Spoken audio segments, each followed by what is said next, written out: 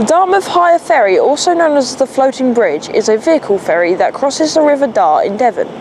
It is one of 3 ferries at Dartmouth, the others being the lower ferry, which also carries vehicles, and the passenger ferry.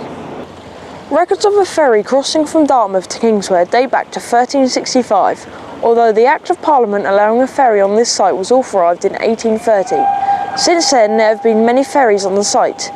One was even powered by horses on a treadmill in the middle of the ferry.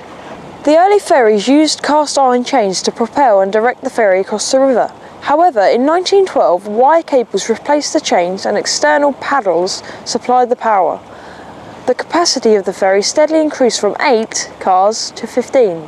This new ferry was introduced in 2009. It has a capacity of up to 36 cars and uses the cables to both direct and power itself.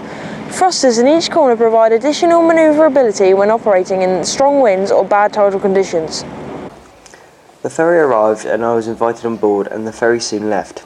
As I moved down into the engine room, I was amazed to see how clean it was. In the middle of the wires, pipes and walkways were like 2 large main engines. The white pipework supplies the cooling system, the slightly bigger pipes are the engine cooling system, and the slightly narrower pipes are for the hydraulic fluid cooling. The main control panel reflected the fact that there were 2 engines, but due to the calm conditions and light load, only 1 engine was needed. So the diesel engine drives a hydraulic pump for each side of the ferry, and they drive hydraulic radial motors that turn the wheels that pull the ferry across the river.